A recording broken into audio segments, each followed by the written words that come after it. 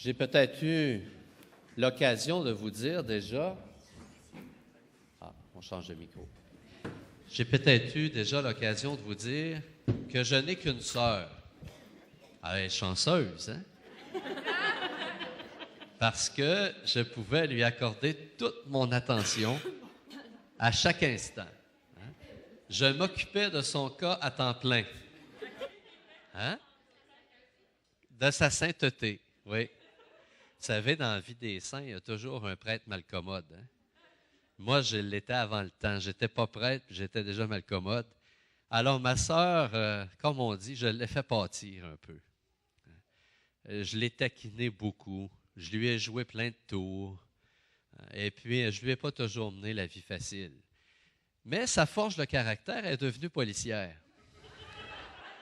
Son rêve dans la vie, c'est de coller une contravention à son frère. Alors, si je vous raconte ça, c'est que quand on était enfant et puis que je m'acharnais un peu trop sur son cas, mes parents intervenaient, évidemment. Et souvent, j'entendais la phrase qui vient, « Aimerais-tu ça, toi, qu'on te fasse ça? Aimerais-tu ça qu'on te cache tes affaires? Aimerais-tu ça qu'on te fasse faire des sauts hein, à l'improviste, dans le noir? Aimerais-tu ça qu'on aille dans ta chambre? Hein? Aimerais-tu? Bon, alors souvent cette question-là revenait. C'est peut-être une question aussi que vous avez posée à vos propres enfants à un moment donné. Aimerais-tu ça qu'on te tire la couette, toi? Hein? Moi, ils auraient de la misère à me tirer la couette aujourd'hui, mais hein, aimerais-tu ça qu'on fasse ça? Alors, si tu n'aimerais pas qu'on le fasse pour toi, fais-le pas aux autres. C'est une règle morale de base, ça. Ne pas faire aux autres ce qu'on ne voudrait pas se faire faire. Hein? J'aimerais pas que le voisin mette sa neige dans ma cour, alors je ne mets pas ma neige dans la cour du voisin. C'est la morale humaine de base. C'est déjà bien. Mais on comprend dans l'Évangile aujourd'hui que la morale chrétienne, c'est beaucoup plus que ça. La morale chrétienne, c'est beaucoup plus que ne fais pas cela parce que c'est mauvais.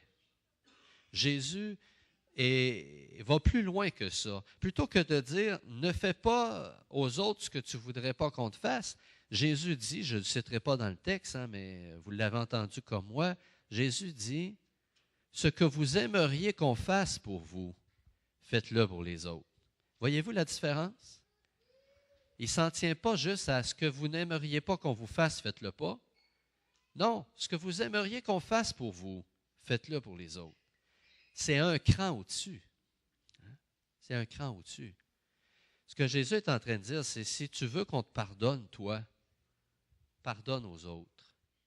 Si tu veux qu'on partage avec toi quand tu as besoin de quelque chose, il n'est pas question nécessairement seulement d'argent ici ou de nourriture, mais de temps peut-être. Si tu veux qu'on t'accorde du temps, accorde-en aux autres.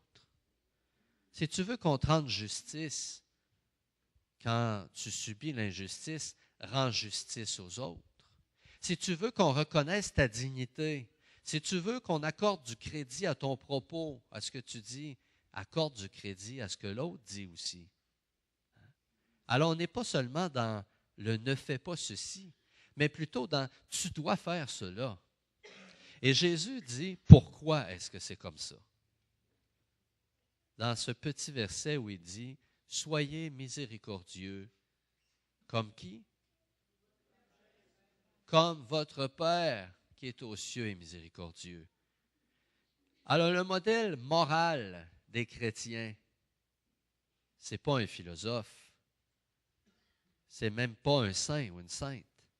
Le modèle moral des chrétiens, c'est le Père qui est aux cieux. C'est lui qu'on doit imiter. Alors, je vous raconte tout ça pour vous dire que parfois, on trouve exigeant certains enseignements de l'Église. Mais c'est à la lumière de ce qu'on vient d'entendre, hein, de voir, qu'on doit relire chacun des enseignements de l'Église.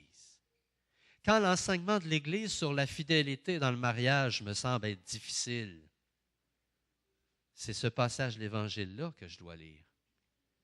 Soyez miséricordieux comme votre Père et miséricordieux. Quand quelqu'un, on l'a bien vu, les jeunes nous ont bien illustré, quand quelqu'un nous cause du mal, pour nous les chrétiens, on ne s'engage pas seulement à ne pas rendre le mal pour le mal, mais à rendre le bien pour le mal. C'est exigeant, ça. C'est très exigeant. Mais parfois, on dit, l'Église est trop sévère quand elle parle d'avortement. L'Église est trop sévère quand elle parle de sexualité. L'Église est trop sévère quand elle parle de ceci ou de cela. Mais l'Église ne fait que porter le message de l'Évangile. Je ne rends pas le mal pour le mal, je rends le bien pour le mal. Pourquoi? Parce que Dieu le premier m'a aimé, parce que Dieu le premier a posé sur moi un regard de miséricorde, parce que Dieu le premier passe au-delà de mes actes mauvais pour aimer ce que je suis fondamentalement, un fils, une fille de Dieu. Jésus dit ça dans l'Évangile. Ainsi vous serez les fils et les filles du Très-Haut. J'ai été baptisé. Par ce baptême-là, j'ai été fait fils de Dieu. Vous aussi, vous avez été fait fils et filles de Dieu. Ça, c'est le fun d'entendre dire ça. Ça me flatte l'ego. Mais il me reste à agir en fils et en fille de Dieu. Et puis Dieu m'a donné le Christ comme modèle. Et il se peut que je sois infidèle à cette mission qui m'a été confiée. Il se peut que je ne sois pas à la hauteur de la dignité que Dieu m'a donnée. À ce moment-là, je peux compter sur la miséricorde de Dieu, sur son pardon. Mais si moi, je peux compter sur cette miséricorde et sur ce pardon, les gens autour de moi devraient aussi pouvoir compter sur la miséricorde et le pardon. Ce que Dieu attend de nous, ce n'est pas un parcours sans faute, mais c'est un parcours où on garde toujours comme objectif ce à quoi on est appelé, l'amour en plénitude. Et cette soif d'amour en plénitude, on l'a tous dans le cœur, cette soif d'absolu, de bonheur, nous l'avons tous et toutes dans le cœur. C'est ça qui nous unit, hein? On veut tous ça. Et si Dieu a mis ça dans notre cœur, c'est ce qu'on est appelé à vivre pour l'éternité. Mais le royaume de Dieu, il se construit quand justement on se tourne les uns envers les autres, pas les uns contre les autres, mais les uns vers les autres, pour faire advenir le règne de Dieu dans l'autre. Et si moi je travaille à l'avènement du règne de Dieu dans son cœur à elle, dans son cœur à lui, dans votre cœur à vous, dans son cœur à lui, si je travaille à ça et que les autres travaillent à faire la même chose en moi, le règne de Dieu va arriver. C'est aussi simple que ça. Mais ça demande un effort. La morale chrétienne, c'est une morale de l'excellence. On aime ça, l'excellence. On aime ça, les médailles. On aime ça, gagner les concours de la voix. On aime ça, gagner les compétitions sportives. La morale chrétienne, c'est la morale de l'excellence, du dépassement. Si je fais bien, le Christ veut que je fasse mieux encore. C'est ça l'Évangile.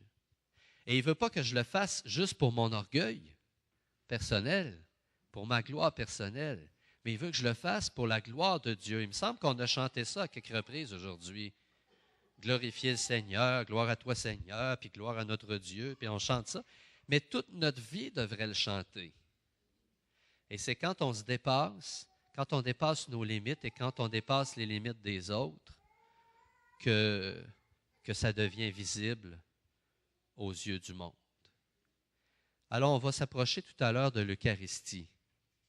Ça se peut que dans notre semaine, on n'ait pas toujours gardé le regard fixé sur le Christ. Ça se peut qu'on ne l'ait pas toujours imité en toutes choses. On peut s'approcher quand même, pour autant qu'on ait l'humilité. Et puis qu'on ait la gratitude de le reconnaître, lui qui vient à nous malgré nos incapacités, malgré nos faiblesses. Et quand on va rencontrer cette semaine la faiblesse des autres, dans la maladie, la faiblesse des autres dans leur incapacité à faire face à ce qu'ils sont ou à ce que les autres sont, à faire face aux défis, on tâchera d'avoir le même regard miséricordieux que celui que Dieu va poser sur nous dans l'Eucharistie. Ainsi, nous serons appelés fils et filles de Dieu.